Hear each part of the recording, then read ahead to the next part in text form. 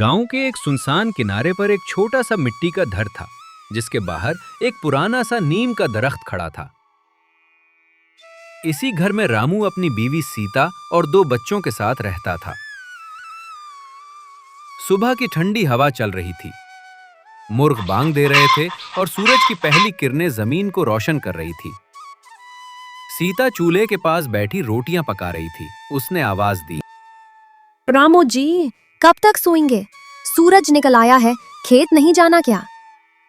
रामू ने आंखें मिलते हुए जवाब दिया, उठ गया हूं सीता, बस जरा थकन ज्यादा थी कल। सीता ने हल्के गुस्से से कहा, मेहनत तो सभी करते हैं, लेकिन सेहत का ख्याल रखना भी जरूरी है। ये ले, पराठे साथ ले जाए। रामू मुस्कुराकर बोला। तुम ना हो तो मेरा क्या होगा सीता? सीता ने नर्म लहजे में कहा, बस खुदा करे इस बार आपकी मेहनत रंग ले आए रामू जी। रामू ने पुरउम्मीद आवाज में कहा, इस बार जरूर ऐसा ही होगा, मेरा दिल गवाही दे रहा है। रामू जब खेत की तरफ जा रहा था तो रास्ते में गांव के चौक पर रुक गया। वहां मोहन, कालू और कुछ और लोग बैठे चाय पी रहे थे। मोहन ने हंसते हुए कहा, अरे रामू, लगता है उस बार तुम्हारी किस्मत चमकने वाली है। रामू ने मुस्कुराकर जवाब दिया, अगर खुदा ने चाहा तो कर्ज भी उतर जाएगा और नए दिन भी आएंगे। कालू ने मजाक में कहा, फिर तो हमें दावत देनी पड़ेगी। सो हंस पड़े। रामू जब खेत पहुंचा तो सुनहरी फसल देखकर उसकी आंखों में खुशी झलकने लगी। वाह, ये सब मेरी मेहनत का नतीजा है। इसी वक्त उसका दोस्त बैरम आया।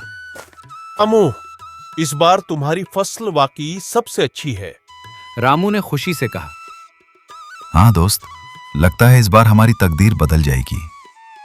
लेकिन किस्मत को कुछ और ही मंजूर था। रात होते ही आसमान का रंग बदल गया, सियाह बादल छा गए, तेज हवाएं चलने लगी। सीता घबरा कर बोली, रामू जी, मुझे ये मौसम ठीक नहीं लग रहा। रामू ने आसमान की तरफ देखते हुए कहा, या अल्लाह खैर करना। अचानक तेज बारिश शुरू हो गई। पानी तेजी से खेतों में भरने लगा। रामू जल्दी से खेतों की तरफ भागा। इतने में गांव के दूसरे किसान भी आ गए। रामू फसल देखकर रोने लग गया। उसका दोस्त बैरम बोला, भाई, अब हम गरीब किसान क्या करेंगे? हमारी तो रोजी रोटी ही ये खेत थे जो बारिश से तबाह हो गए। रामू चीख उठा, नहीं, मेरी फसल, ये सब बर्बाद हो जाएगा। सुबह जब वो खेत पहुंचा तो उसकी आंखों के सामने अंधेरा छा गया। पूरी फसल पानी में डूब चुकी थी। वो जमीन पर बैठकर रो पड़ा। मैं हार गया, सब खत्म हो गया। सीता भी उसके साथ खेत में आई थी। सीता ने उसके कंधे पर हाथ रखा। आप हारे नहीं हैं, बस एक इम्तिहान आया है। रामू ने टूटे हुए लहजे में कहा। अब मैं क्या करूं? दूसरे किसान भी खेतों में मौजूद थे। उन्होंने फसल काटने की कोशिश की, मगर बारिश का पानी सब खत्म कर चुका था। सब लोग आंसू आंखों में लिए घर वापस चले गए। रामू भी घर आकर बैठ गया। सीता ने रामू को पानी पिलाया और थोड़ी देर बाद सीता अंदर गई और अपने जेवर ले आई। ये ले जाएं, उनसे बीज खरीद लें, हम दोबारा शुरू करेंगे। रामू ने एक नजर सीता को देखा और बोला, सीता, मैंने तुम्हें इन जेवरात के अलावा आज तक कुछ नहीं दिया, इसलिए तुम जेवर अपने पास रखो। इन्हें पहनोगी तो मुझे अच्छा लगेगा। सीता रामू की बात सुनकर बोली, रामू जी, ये चीजें उसी वक्त के लिए होती हैं आपके पास। जब पैसे आ जाएंगे तो आप मुझे फिर बनवा देना। अभी उनको बेचकर दोबारा काम करो। रामू ने जेवरात लिए और साहूकार से कुछ पैसे लेने पहुंच गया। रामू, अब क्या दोबारा खेती करोगे? पछले वाली कम पड़ गई। जी साहूकार जी, आप मुझे इन जेवरात के अवज कुछ रकम दे दें। जब फसल तैयार हो जाएगी तो बाकी की रकम आपको तब दे दूंगा। या ठीक है रामू, मगर इस बार जो भी हो मुझे मेरी रकम टाइम पर चाहिए, वरना तुम्हारी जमीन और जेवरात दोनों हमारे। रामू ने नई हिम्मत के साथ दोबारा मेहनत शुरू की। दिन रात काम किया, पसीना बहाया और वक्त के साथ फसल फिर लहलहाने लगी। एक दिन वो खुशी से घर आया। सीता, इस बार हम जीत गए। सीता ने खुशी से कहा, मैं जानती थी, मेहनत कभी जाया नहीं जाती। रामू के दोनों बच्चे मेता और बुबलू ने जब उनकी बातें सुनी तो मेता बोली, पिताजी, इस बार मेरे लिए गुड़िया लाना। और मेरे लिए गाड़ी लाना पिताजी। रामू ने दोनों से कहा, ठीक है, बच्चों में जरूर लाऊंगा। कुछ दिन गुजरते हैं कि एक दिन एक बैरम दौड़ता हुआ आया। उसने रामू के सारे खेत तबाह कर दिए। गांव के लोगों ने रामू को आकर बताया। रामू, तुम्हारे खेत में जंगली सूर घुस गए हैं। रामू भागकर पहुंचा, हटो हटो। लेकिन बहुत देर हो चुकी थी। वो जमीन पर बैठ गया अब मैं वाकई हार गया हूं। और जब वो परेशान हालत में घर पहुंचा तो उसी वक्त साहूकार के आदमी आए। पैसे दो वरना जमीन छोड़ दो। उनके पास अब खाने को भी कुछ नहीं था। बच्चे खाली बर्तन लेके बैठे थे और सीता खाली हांडी बना रही थी। कुछ दिन गुजरने के बाद रामू बोला, सीता अब क्या करें हम? सीता ने संजीदगी से कहा, अब वक्त है अकल से काम लेने का।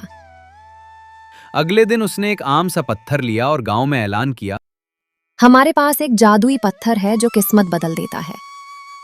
ये खबर साहूकार तक पहुंची। वो फौरन आया। मुझे ये पत्थर चाहिए, इसकी जो भी कीमत है बताओ। सीता ने कहा। कीमत सिर्फ हमारी जमीन के कागजात है। लालच में आकर साहूकार मान गया। कुछ दिन बाद वो गुस्से में आया। तुमने मुझे धोखा दिया। सीता ने सुकून से कहा, नहीं, आप अपने लालच से खुद हारे हैं। मैंने कोई लालच नहीं की। पकड़ो इसे और मेरी जमीन के कागज वापस करो। सौदा हो चुका है और तुम्हारी लालच ये है कि तुमने चंद रुपए की खातिर एक गरीब किसान का घर उजाड़ दिया। उसके बच्चे भूखे सो रहे हैं। कैसे इंसान हो तुम? अगर यही वक्त तुम पर आ गया तो क्या करोगे? वो जमीन हमारी है। साहूकार शर्मिंदा हो गया। मैं तुम्हारा कर्ज माफ करता हूं। मैं लालच में अंधा हो गया था, जो एक किसान का दुख न समझ सका।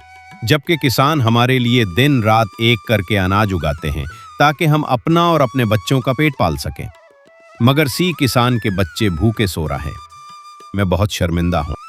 रामू ने सीता की तरफ देखकर कहा, तुम मेरी सबसे बड़ी ताकत हो। सीता ने मुस्कुरा कर कहा, और आपकी मेहनत हमारी सबसे बड़ी उम्मीद है। साहूकार ने जमीन वापस कर दी और उस बार फिर रामू खेतों में काम करने लग गया।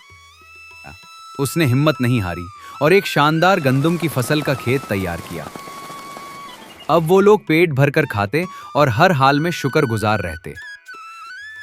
सबक: मुश्किल वक्त में हिम्मत, सब्र और समझदारी इंसान को कामयाब बनाते हैं, जबकि लालच हमेशा इंसान को नुकसान पहुंचाता। Thank you for watching. Please subscribe to my channel for more Storytime videos.